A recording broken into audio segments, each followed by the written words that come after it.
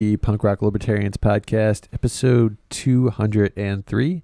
I'm here tonight with Jared Schneiderman. What up? Philip Dassing. What's going on? Kyle Wagner. Hey, guys. And Dave Gregg. Present. Hey. So I think number one this week for me is probably the whole Benchmade knives thing. And I'm getting here, and it's like, none of you guys heard about that? I heard about it. So yeah, so apparently what happened was the police in Colorado, with their laws out there, when they confiscate guns, they have to destroy them. Whereas, some places might, sell them on an auction or whatever, But there in Colorado, they destroy them. And apparently the police went to Benchmade and... it's not apparently, it definitely happened. So the police went to Benchmade and said, "Hey, we want you to help us destroy guns. Will you do that?" And Benchmade's like, "Sure." So they use their equipment to destroy guns for the cops. So a lot of people right now are pretty pissed off at Benchmade and consider that a very anti-Second Amendment message. Whoa, dude. I don't know. I mean, what do you think of when you hear that?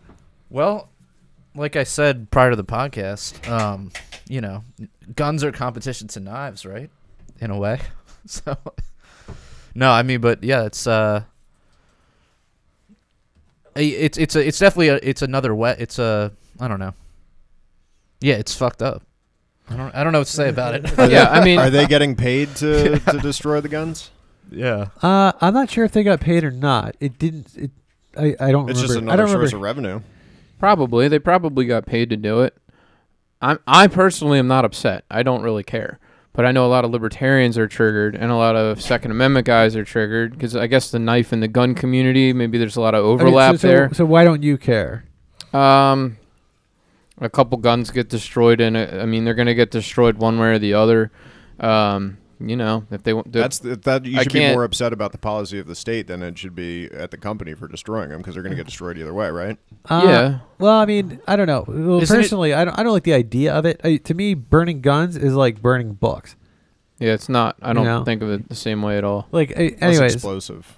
Well, yeah. I mean, I don't think of it. I think of it as like a symbol of not freedom. Well, how about this to play status advocate a little bit? What about? So, would you rather the state just keep those guns? I mean, imagine, isn't it kind of good that at least that they're not keeping them, they're destroying them, so, at least the state doesn't have them? No, not that the state can't just manufacture more guns, but, Yeah, but first off, I bet they take guns for, really bogus reasons. Now some states have red flag laws. So yeah. Anybody could just get into a political argument with you on the internet and say, "Oh, this guy should have known guns," and then report you, and then that's all it takes to have cops confiscate your the FBI showing guns. up at Kyle's house, and he's inviting him in for fucking coffee. Yeah, let's hope that doesn't happen. No, I definitely support gun ownership, especially for home defense. I never want to be in that situation of somebody breaking in and I have nothing. Yeah. Or I'm looking around my room for something to hit the guy with. I don't want to be in that position.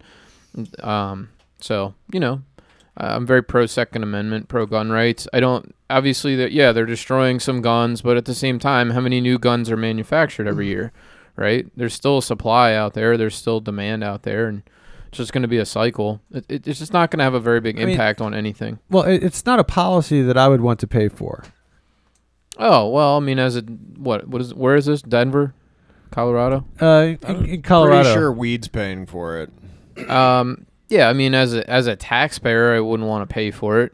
But I'm hopefully not paying for the Colorado Police Department's policies as a Baltimore resident. Right. So, yeah. But yeah, I'm sure Baltimore City has a gun buyback program, and they probably buy guns and destroy guns. Do you guys remember that from a few Probably. months ago? Baltimore City had the gun buyback program, and news interviewed this one older woman, this middle-aged woman. She was just like, "Oh, I'm just turning this in so I can buy something bigger caliber gun." I need money for something bigger caliber. Trying to upgrade. Yeah, it was hilarious. Well, I just like the people. I don't know if anyone said this because I wasn't paying attention, but the people that just make guns out of like wood, like just in their garage. They make a crappy one and then try to get money. Like $500 for yeah. And one thing we didn't put up on the board was we had actually a very violent week this week in Baltimore with gun violence.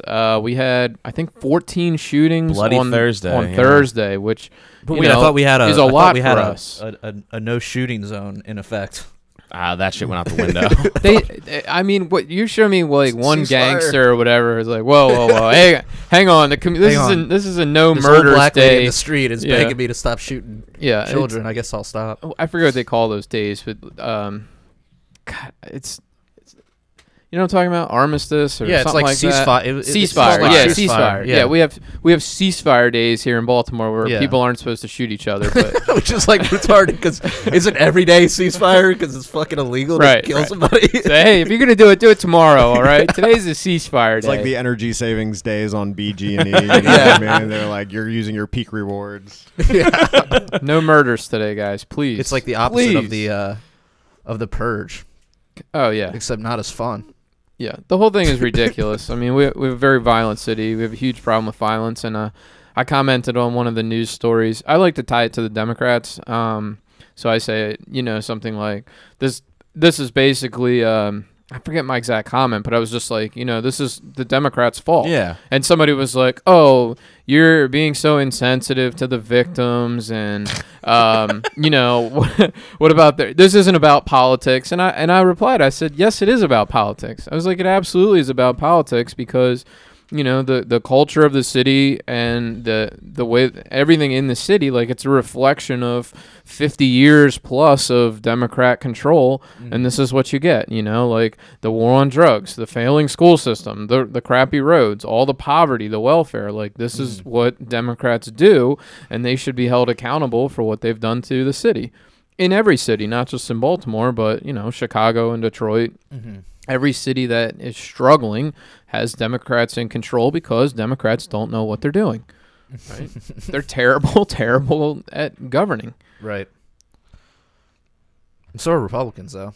They're just marginally better in some regards. Yeah, I mean, but if it were the Republicans in control of Baltimore City, I could throw them under the bus, but they're not. It's Democrats. No, it would be nice to see what would happen.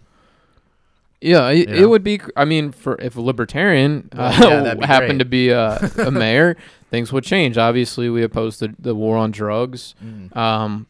We oppose or are supposed to oppose public schools.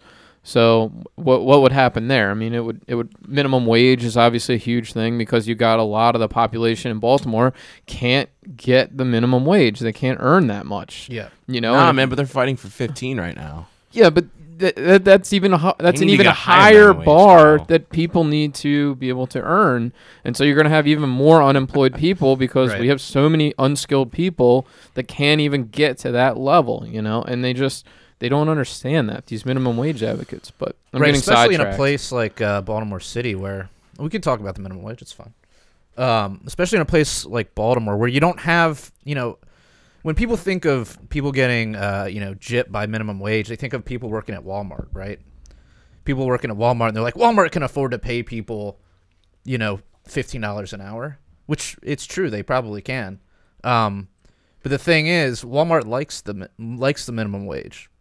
They like that because they know they can pay for it. But what about like the new small business that emerged in Baltimore, the new bar that opened that needs to hire some bar backs, and he just can't pay them $15 an hour or more than that because he's got to compete with other bars, Well, I mean, bar backs get their money from tips. Yeah, so you're whatever. Like the minimum wage. I was a waiter and a bartender for years, and you get paid minimum wage. Yeah, but that's not even part of your income, really. I mean, that's just what you use to offset your taxes. All right, so bar back's not a great example, but the guy that like fucking carries bagging grogroceries, doing whatever, at a small business, they're the people that are going to get priced out of that job because those companies either just not going to come to Baltimore in the first place, or they're going to be like, well, I guess I'm only hiring like one janitor instead of two. You guys are so wrong. It's just greedy employers. That's all this is. Greedy capitalists. I know. It's like they act like as if wealthy people do nothing. Like they just do nothing. We just need to take from them. They're just sitting on money.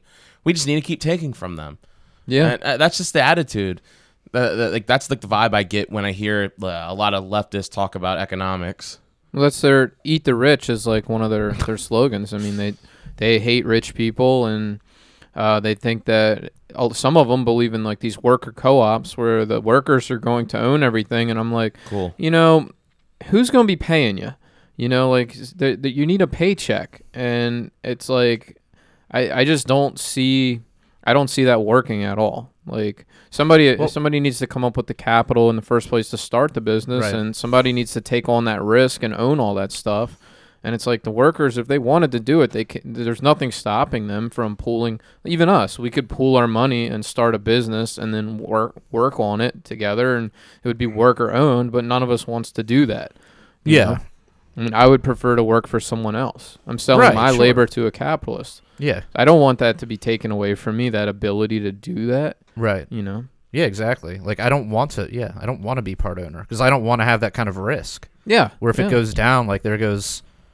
I like the flexibility of, like, well, if this company fails, like, I can find a new job in, like, a couple months and I don't take a hit on my bank account. Yeah, if you get the profits, you also have to take on the risk of loss, right? Which the socialists never talk about that, no. Right? You know, like a lot of capitalists, probably more than half, lose their investment, you know, or it goes down. They suffer losses. It's very difficult to build a profitable business. So, and then it's a pain in the ass because you got all these workers who are totally ungrateful and feel like you're exploiting them when you hired them to do a job. And all of a sudden they think, oh, you're not paying me enough or what have you. You know, they're just never happy. And I wouldn't want to deal with that. Yeah. Anybody that I hired on, I paid them $10 an hour. This is back in when I had a helper. It was back in 2012. I'd pay them $10 an hour, and they were happy with it, you know? Yeah. And so I look at 15. I'm like, 15 would hurt. Yeah, that would really hurt my bottom line, and I almost think that wouldn't be fair. I mean, it's grunt work that they're doing, but I mean, that's going to price me out of getting a helper and getting an employee. And price that guy out of a job. Yeah, so especially in a job. Was that a job where he could learn skills and eventually kind of climb his way up to something better? Yeah, yeah. If they wanted to, you know, if they were motivated. Right? Are you hiring? It's more, huh? What? No, I'm just saying because not only are you getting this guy, so you price him out of the job, then okay, maybe he can go work at Walmart because they're forced to pay and they can pay. But you know, where's he going to go in Walmart? Whereas like working for you, he could have like learned the skills to make way more than that at some point in his life. You know, so you're not only losing him a job, you're losing him a future. Potentially. I mean, I wouldn't say there's that much of a future, but yeah. Better than Walmart, though? Yeah, definitely better than Walmart. Okay. I mean, you know. Yeah, so. All right. Anything else on that? Do you own any Benchmade knives? I do not. Like I've really wanted one. They have an interesting feature. It's called an axis lock. So, you know, it's kind of like around there. And anyways, so it's an axis lock. It's very interesting. You can kind of like pull it down, and then you can like flip the knife out, and you can also like then it locks up when you let go, and then you can also do the same thing again to close it. It's a pretty neat design. So it won't fold closed on you because it's locked in place. Oh yeah, which I've seen in other flipper knives. Like they all seem to have like some sort of locking mechanism where you have to push it over with your thumb in order to close the knife. Yeah, they have a very interesting lock though. Okay, is it an expensive knife? Yeah, well, yeah, they seem to start somewhere around $100. Yeah, for me, from my perspective, that's pretty expensive. That's expensive. Yeah, I would say so. Well, I hear that they're made out of old guns. That's why they're so strong. See, if they're actually making knives out of the guns, that sounds kind of cool. I don't know, you know. Just was that the joke you told us to laugh at? No. Oh, okay. That was, hey, they're bringing guns to a knife factory. Yeah, Fuck. the other one was funnier earlier. The other one was way better. I told you guys to laugh. That's why Matt warns us against blowing our liberty. Yeah. Okay, so he's looking out for us, dude. Guns to a knife factory. That's gotta be the title, right? Yeah, sure. Yeah, probably. Hey, before you launch the next category, why don't you plug the old Patreon? Phil, you dropped that, man. Okay, settle down, Jared. So that was pretty calm. So yeah, guys, we have a Patreon now. So if you want to contribute to help keep the lights on down here in Anarchy Basement, you can hit us up at patreon.com/punk rock libertarians.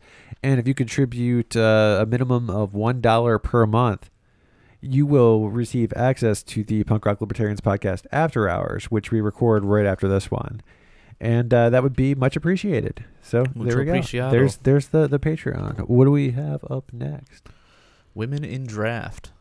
Oh, yeah. So what's the deal? So like a court ruled that now women are going to be drafted? Yeah, Texas federal judge came out. This came out this morning, I believe. Said that, yeah, women, I guess it's unconstitutional. I forget the verbiage of it, but they said it was unconstitutional to just draft like only men, and which is implying now that instead of saying, hey, the draft is unconstitutional itself, they're like, no, well, now we can throw in women. What is it? Discrimination? Employment discrimination? Is that what they consider it? It is. Getting drafted is like employment. Yeah, okay. It's an interesting way to view it. Okay, so is it a good thing or a bad thing? Well, the draft is a bad thing. Yeah, totally. Yeah, I would say it's a bad thing. Yeah, I say it's definitely a bad thing. Yeah, I am not. So the Mises position on the draft is that the draft is better than getting annihilated. So if your country is, what about equality though? Yeah, I'm not really concerned about that. I'm just saying, like, let's say the Russians are invading and we're facing, a wipeout of our civilization. An existential crisis, right? Let's say it's an alien invasion. Something really that's going to get us. Now, is it worth drafting men in order to build an army?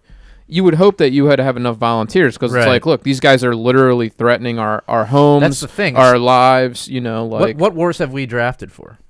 Civil War, World War I, World War II. I think was there a draft for the World Wars? Yeah. Vietnam. More people were drafted in World War II than were drafted in Vietnam. Yeah, Vietnam had a draft. And these are wars where you don't, where you were attacked in World War II, right? There's a reasoning for that, though. There's a specific reason. Okay, Mises was saying this because he was in, Austria at the time, surrounded by some of the greatest empires in all the world, in a small little, podunk part of Europe where, there's tiny countries. And I think at that time that it may have been necessary for those small governments. But then again, I'm thinking to myself, if you see your whole town, invading tanks and armies coming into your town, aren't you going to want to fight? I mean, aren't you going to be motivated to fight? You don't need a government, someone coming from the other side of you with a gun saying, oh, you need to go fight them. Yeah. But that would also, you'd be rolling yourself in. If you're willing to fight there and then, wouldn't it be more tactically advantageous to join up and then be part of the number as opposed to a lone gun? I'm playing devil's advocate. But that's what I'm saying. You pick up your gun and join the fight. And join in, and you don't need someone. Yeah, it's like you need to go fight. Right. It seems like a draft is more necessary when you have to convince people to go fight in a foreign land. Yeah, that they've never really heard of or heard about. Yeah, exactly. You're like, oh, you got to go to Germany to fight them, so they don't come over here. And it's like, maybe. And they're like, well, okay, you're going because fuck you. Yeah, and that's why I oppose the draft, because I've just seen every single time it seems to be for a foreign war that was avoidable or that we got ourselves involved in and unnecessarily. So, I don't agree with it. I just think as a general principle, it's best to not have a draft. Sure, and if you have an edge case where it is aliens are attacking and it's for some reason nobody wants to join, and you're like, well, I guess we have to force people to join. But it's are they going to be if you're not willing to join at that point, yeah, and it's going to be hard to make you into an army. Yeah, let's make that guy a soldier who's too scared to even fight, when his own backyard's being torn up, And then for 9/11, there was tons of people signing up. Yeah. They couldn't sign up quick enough. They didn't need to have a draft. It's so many people wanted to join the army and go fight. So, when you actually do get attacked, there are a lot of men that are like, hey, I want to get revenge for this. They're very motivated. So I just don't. I don't know. I think the abuse of it is you know, it's worth just not having at all because it's usually abused. But if you're gonna do it, should you have equal? Should there be equality within it? Wait, do women make better or just as good as soldiers as men? If everybody, I don't really want to draft, answer that question. Well, doesn't it depend on what job they're taking on? Sure. Like if they get drafted in. No, let's just say like common infantry. Like give them a gun, going out there shooting. Well, I mean, they can't, like, whatever. Well, dude, in like 2019, Arnold Schwarzenegger could choose to identify as a woman and be a female soldier. Yeah, touche. Dude, yeah. so, dude, but hold on, think about Commando. what I'm saying is it's post-gender, bro. That's what Kyle was saying yesterday. They did ban transgender, But they rolled all that back, right? So you could get out of the draft technically. I think it went through. Right? You could get out of the draft by identifying as a woman. I would do it. I would do it, man. And not cut my beard, but wear dresses. I would do it. It's like, what's his face from MASH? You ever seen the show MASH? I've seen it. But wait, I do don't you remember. actually have to like chop your dick off, or do you have to just name, No. I forget his name. like You don't have to chop your dick off. like you have to anymore. just say like I'm transitioning, and then they're like, all right, you can't be in. Who knows at this point? But you can actually say, have to like be post op. eyeliner. That's all you like, need. I'm not a man. I'm a Z. I'm a Zer. I can't fight. So it's stupid. I think all drafts are dumb. I don't think they're necessary, especially Except for fantasy football drafts. Those are fun. Are fun as shit. I love those. But no, damn, that would have been a great transition for another Someone topic. in the chat is bringing up this argument that I've heard a lot, and it's kind of interesting. It's a sort of a variation on it, but she says if women are forced to register for selective service, that may be the thing that forces it to end completely, because God forbid women be potentially killed. Yeah, and you know, I agree. I agree with the sentiment there, and that's really my devil's advocate for the whole thing. You know, because maybe if women are added into the draft, people will be like, "Whoa, that's fucked up." Yeah, you know, and it'll just end it for everybody. Yeah, but this is the topic where equal rights go out the window when it comes to leftist women. No, well, see, here's my thing. Here's Here's why I don't go along with that. I think it's a good idea, and I do find it appealing if it actually ends the draft.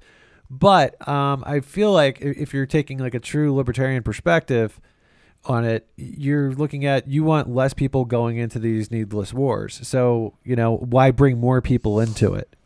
Yeah, I think Kristen's right. You're kind of banking on like a consequentialist, thank you know, outcome from this that you might not get, and then you might not get. Yeah, exactly. Well, because it's like you're making government bigger in hopes to make it smaller eventually. Yeah, that's kind of the way I'm looking at it as, and I just think we need to get to this point where this needs to bring up the question. I mean, which it will. This will bring up the whole discussion of, do we even need a draft? Hey, government will get bigger if you rub it. No, you don't want to take the opposing position just in hopes that you eventually end the draft. Like if you support ending the draft, you should just take the position that you want to end the draft. You don't have to do 40 chess and pretend you want the opposite. Well, you know? Yeah. Well, it's not ending the draft that would be the goal. It would be just ending war. Because like more, you know, I guess there's two. Well, she was arguing ending the draft. I've heard it argued that, you know, if like everybody had to like register, you know, even like senators' sons and shit, you know. Yeah, we've all had to do it here. And what's that? It's like we've all had to do that stupid thing when we're 18. They force you to register.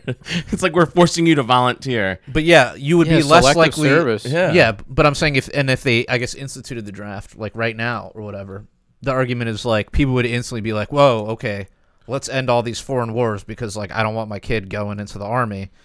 Good point. I don't know if that would. I think they should turn it up and include children. Women and children. And then this 5-year-old. You know what? This whole draft thing's fucking front line. stupid. Isn't so basically, just be like ISIS. Tie guns to their shoulders. Be like the Palestinians. But Dave, if you're taking that kind of action where you would bring people in, it's how could you bring more people in than by drafting children? So that's an excellent idea. Therefore, is what I'm talking about. You guys. Excellent idea. That's why I come. You know, that's why I come. Draft the children. I got other reasons why I come. Wow, that's another good podcast title. Draft the children. But we got some competition this week. But yeah, but like if you were to think about the position of the draft, it seems very outdated in itself. I mean, it just like Jared said before, this is something that you need to do to kind of force people to go overseas. Well, that's by its nature. It's compulsory. Yeah. Yeah. And like you said, like we all had to sign up and it's kind of like public schools, for it. Really. Yeah. It's if you got to lock adults up for not sending their kids to public school, sounds like there's something wrong with the public school. Yeah. It's just I don't know. I think the draft. I've never been a fan of the draft, and I think you can get out of it. It's kind of a weird thing. You cut your dick off. Well, there's also called conscientious objectors. Mm-hmm. I don't know if you guys ever heard of the term conscientious. Yeah, dude. I've seen Hacksaw Ridge. Wasn't Muhammad Ali? Yeah, I was gonna say Muhammad Ali, but he went to jail for it. Yeah, you go to jail. Yeah. Well, not really. There's not forever, but in World War II, actually right up the road from here in Relay, right close to where I live, there was one of the biggest conscientious objectors camps where they did day labor. I guess technically, yeah. I mean, if you want to boil it down, it's pretty much slavery, but like a prison. It's a work camp. Yeah. So and they just did public. They worked on the roads and they worked on the railroad tracks and they did stuff like that. And so there is ways you can get out of the draft, but it's like, why do I have to be a Mormon who, and not want to fight, or some type of Amish person or Mennonite? Like, why can't I just be a person, an atheist, who just doesn't want to die? I don't want to die, and I want to kill other people. That defeats the point of a draft. The draft is compulsory. It's not voluntary. But if you can say, if it was voluntary, there'd be no point in having the draft, right? But if you say, I have funny underpants, and I worship this God, whatever, like, I can just get away with not going. Whereas if I'm just like, hey, I don't want to kill people. Oh, well, you're a piece of shit. You gotta believe in some type of fairy tale in order for this to work in your favor. But I don't know. I just don't like the draft. I think it's complete. It's slavery. I wouldn't call it slavery. I think libertarians have a tendency to call lots of things slavery. I'm not calling taxation technically slavery, but it is compulsory and. Okay, Kyle, not technically slavery. Yeah, slavery is legal ownership of a person. Well, yeah, I mean, if they're forcing you to do something, isn't that slavery? No, that's forcing you to do something. It's not. It's not ownership of you. It's compelling. Yeah, I mean, all right, so let's say a guy like robs a bank. What are you talking about, dude? Let's say a guy like robs a bank. Well, I mean, it's certainly unethical, but I don't know that it's anti-Semitic, bro. I mean, like a bank robber, right? And he puts his gun. If he holds the gun to the cashier's head, he's not necessarily enslaving her, right? Yeah, right. He's compelling her to do something she doesn't want, but it's not slavery. So you can't say anytime you're compelled to do something you don't want to do, it's slavery, right? But if you own somebody's labor, well, I guess you can't own someone's labor because it's not. Well, I don't want to get in that rabbit hole right now, but okay. Yeah. Good point. Kyle. Thank you. Okay, this is not quite on topic, but when Phil said something that made me think of it when he said he's talking about the work camps for the draft dodgers. Sorry, conscientious objectors. Draft dodger is a propaganda term in order to smear those people. Anyway, so you guys remember Caitlin Bennett from Liberty Hangout? Oh, yeah. The gun chick? Gun chick, yeah, from Kent State. Apparently. Go ahead.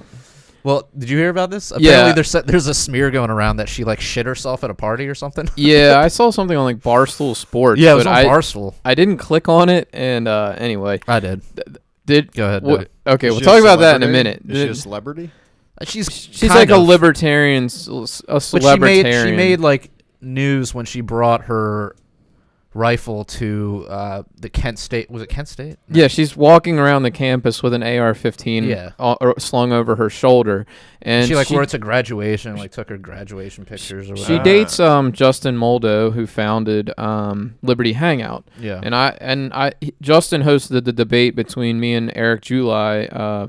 I don't know. You debated Eric July? Yeah. Oh, I didn't know that. A couple years ago. And unfortunately, I had technical difficulties, so it's not sure you did. The highest quality video. But the point is, so Justin, I could tell then, what a hype man he was. He's very good at getting clicks, getting, likes, getting baiting people. He just has a way. And when I agreed to do that debate, all of a sudden there was memes everywhere of almost like it was going to be a boxing match or Kyle something. Memes?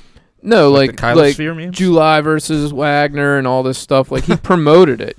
He's like a promoter, like a natural promoter. And so their latest stunt was he had Caitlyn go to, I think it was UCLA campus, dressed as a far left girl. She's wearing like a rainbow shirt, rainbow socks, like colored glasses, and she's dressed up like a hippie. And and she's having them sign a petition to put Trump supporters in concentration camps. and these kids are all signing this petition. Wow. That's pretty good. They're like, yeah, it was very good, you know. So like I said, he's got a way of coming up with these ideas that are going to get shared everywhere, because of course there's a lot of Trump supporters that are going to see that video and be like, oh my God, these people are like completely insane. And to their credit, to Caitlyn and Justin's credit, those people are insane, you know. Right. But they expose that. Sure. No, I mean, that's a good video for sure. But yeah, she is. Apparently, there's a smear going around that said she like shit herself at a party or something like that. Like, who cares though? Like, who hasn't shit themselves? I mean, that could be a title too. Who hasn't shit themselves? Yeah. Damn, dude, we're gonna have to have like a. Yeah, I don't. Was it while she was getting? I guess it was while she was in school at a party or something. Who and cares? then. But I mean, I don't even know if it's true. I mean, I don't know. It was just something I saw it on Barstool, and I was like, "Why is this on Barstool on her? Yeah, I was like, "Why is this on Barstool?" Well, good thing it's. They're like, "Oh, she's and we didn't she's like annoying announce it gun or anything, girl." right? It's such a high school thing to do. We had some incident like that when I was in high school, where a rumor went around that this girl had like crapped her pants or whatever, and to me, it's just a very juvenile way to try to smear somebody. You know. Maybe she did. Maybe she had an accident. That's none of my business. I don't care. Maybe she did. It's like, whatever. You know, I shit myself in high school. Yeah. I'm proud of it. Yeah. Dude, did you go home for the day, or did you just wait it out? Cleaned it out. I mean, even if you haven't taken like a full-on dump, you've definitely accidentally sharded in your life. Then don't deny it. No. I won't. Shit happens. Shit happens. Oh, damn, dude. Killing it. All right, let's move on to topic number 2. The civil asset forfeiture ruling. Whose topic was this? This was something that came out earlier in the week. It was a case. I think it was taken between. It was brought before the Supreme Court, I believe. It was a case where some guy got caught, he bought $200 worth of heroin off of an undercover cop. He got sent to jail and got hit with a fine, and they only ended up giving like probation or whatever, or like house arrest or something like that. But they ended up taking his $42,000 car, which he bought from, I think it was something like one of his family members died and left him this from the insurance policy. So it wasn't even like unscrupulous manners, or he didn't get it from buying drugs. Ill-gotten gains. It wasn't ill-gotten gains. Yes. So they ended up taking it in $42,000 for over $200 worth of heroin. They took his truck, and I guess finally they ruled that this was unconstitutional, and that I guess in this precedent sets forth like some type of like ruling where like they can't do stuff like that, like egregious stuff like that. But it makes it harder for sure. It does, but at the same time it doesn't. Like like the police just do what they want to do. Like this is something that they'll take it. Now you just have a precedent where if you want to go and if you want to go sue, you want to go sue, then you'll get your stuff back months, years, So everyone's like kind of on face value, or you look at it, you're like, this is a great thing, but you're at the same time it's like, well, it doesn't really change that much. To be honest. I think there are cases where it's okay to confiscate assets, and I'll give you like an example, like Bernie Madoff, right?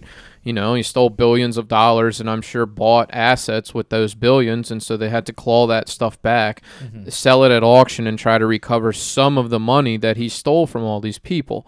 So I can't sit here and say, as many libertarians might think, there's never a time when civil asset forfeiture is appropriate. I think sometimes it is appropriate. If you stole that stuff, then you're not entitled to it. You have you don't have a proper legal title to stolen goods. Yeah. Where it's normally used is in drug cases, right? And that's where, I think you have to. I personally, being against the drug war, I think it really gets abused. I think that a lot of these police departments do like what Phil was saying and steal way more than they take, way more than they should, or what have you. So. That's an area where it needs to change. I mean, definitely. I think like if you can prove that it's stolen, then that's not really civil asset forfeiture, in the way that people talk about it and complain about it. It's like, for instance, there's this one case going back oh gosh, I forget exactly where this happened, but there was an art gallery and they were serving wine without a license, and the police weren't even called for that. They were called for something else. Well, they took everybody's car in the parking lot. Wow. That's ridiculous. Yeah. And it was like they were just serving wine without a license at this art gallery or something. You like shouldn't that. need a license to sell wine. I know. I just want to tell a quick story. On Valentine's Day, I took my girlfriend out for Valentine's Day, and we went to a nice restaurant, and we sat down to get some and order drinks. And like on the back of the menu, it was like they didn't have a liquor license, so they're like, "There's a liquor store across the street. You can bring your own beer and wine." And I was like, okay, this is weird. And I guess we're not having drinks with dinner today. You know, it was fine, but you went fancy. Did you guys brown bag it? No, I didn't know until we were already sitting down ordering. Dude, you should have gotten the box and like Box. sat it right on the table. Yeah. Maybe like a 40, some steel reserve. Slap the bag. Slap that bag, bro. But you know, it's funny because you only see these cases of abuse with civil asset forfeiture when it's over things that shouldn't be illegal in the first place, right? Because like the example you brought up, Bernie Madoff, like clearly a pyramid scheme, or not pyramid scheme. Yeah, it was that was not Ponzi. Ponzi scheme. Mm-hmm. Clearly that should be illegal, right? Yeah. I've heard arguments. Well, yeah, I guess it's fraud. Yeah, it should definitely be illegal. Anyways, but something like you know, drugs, like selling drugs, consuming drugs should not be illegal. And that's where you find the abuses of people, you know, getting their whole truck and all the money in the truck confiscated because they had like a little bit of weed in it. Oh yeah. Like that's where you see the abuses. So it's not even that there's, I mean, from like I guess from a minarchist perspective, like it's not that there's anything per se wrong with civil asset forfeiture if it's used in cases where there's an actual crime committed, and you can connect that those assets with the crime. Yeah. You know. But yeah, in the cases where there is no crime, because there is no, you know, violation of the NAP, and as I define it. Yeah. That's funny. Yeah, I think with the drug thing, I mean, you know, that's a tough sell for, not for libertarians, but for non-libertarians. They're going, hey, this guy's a kingpin. You know, maybe he's got a mansion, and maybe he runs an empire or a cartel, and he's got all that stuff, all like what's the guy, the real famous El guy? Chapo? No, Scarface? No.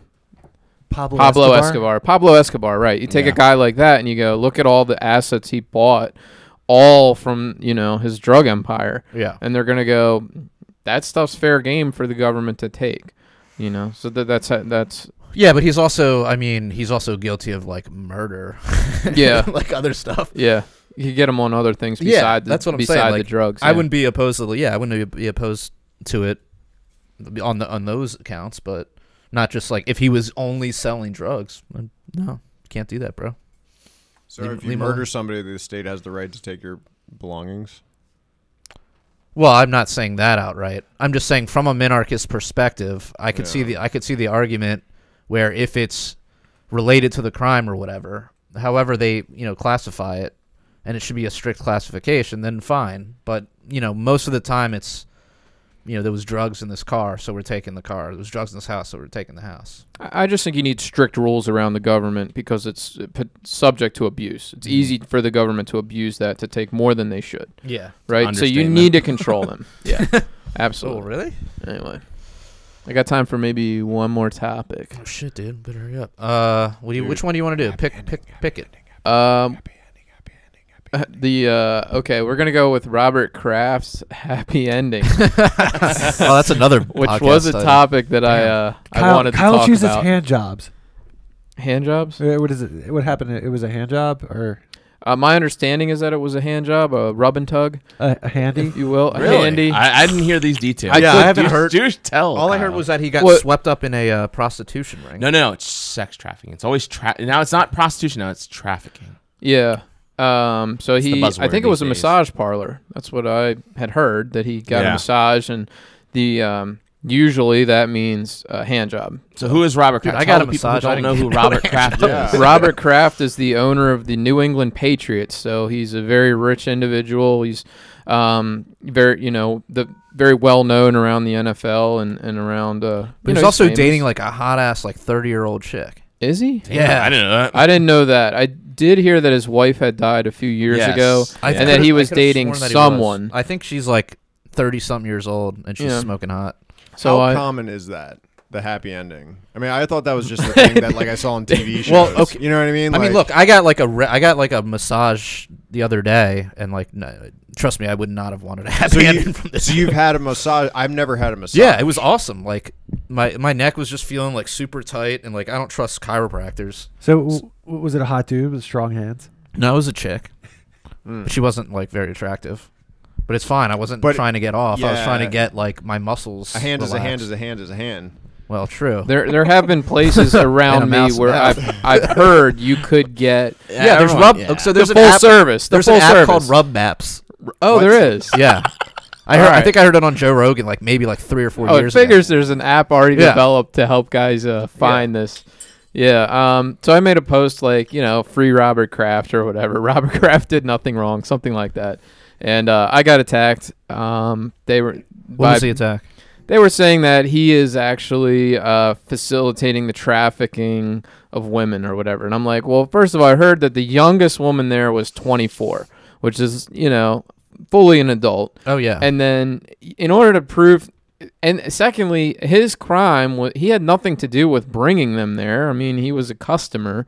So I don't think it's right. You can't charge him with trafficking when his crime was solicitation of prostitution, I guess. They're really just trying to muddy the water with this because now that's every single time you hear about prostitution, it's now human trafficking. Yeah. It's never just, hey, I have no money. I need to suck a few dicks to pay my rent. Yeah. And that's what I'm going to do, and this guy's going to help me do it. Well, technically, all that happened was she just massaged something that they say is... I mean, she was massaging the whole time. She focused on one area, right? Yeah, but hey, in the last 10 minutes. And that's wrong. So maybe his groin was tight. We don't, who knows? Yeah, well, exactly. Mm-hmm. It's just kind of like they always try to muddy it, and they try to make it worse than what it actually is. And if it is true, that's awful. It's horrible. Someone's being held like a slave, can I say that, Kyle? I don't know. You don't like using that word. Well, you got to kind of prove to me that they were there against their will, which is really difficult to do because the girls are like, oh. No, but he's asking, would you call a girl that's actually being sex trafficked, is she therefore a slave? Is she a sex slave at that point?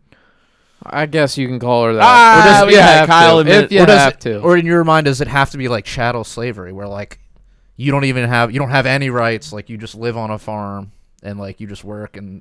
Yeah, I mean... You're basically like an animal at that point. I guess you can call her a sex slave if it makes you feel better. It doesn't make me feel better. Yeah, it does not make me feel better. But here's the thing. So this whole, sex trafficking and prostitution being sex trafficking, that's only a product of the fact that it's illegal. Right?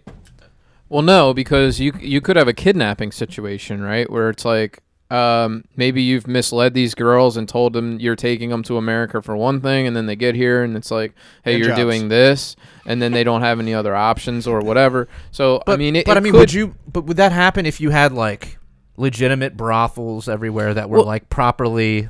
As much as I hate licenses, but imagine they were just properly I don't think so. I don't think so because if you had the legal avenue, would you still have the black market? The answer is usually no. Right. That's what that's what my argument would be. Once you bring something into the light and make it legal, like with the drugs, it's people are not going to go to the guy on the corner when they could go to a pharmacy or whatever. And if you're a store, right? And if you're a guy that's interested in that, you're not going to want to go to the chick that's been hustled over on a boat and looks and has a bunch of bruises all over her when you can go to crying does not do it.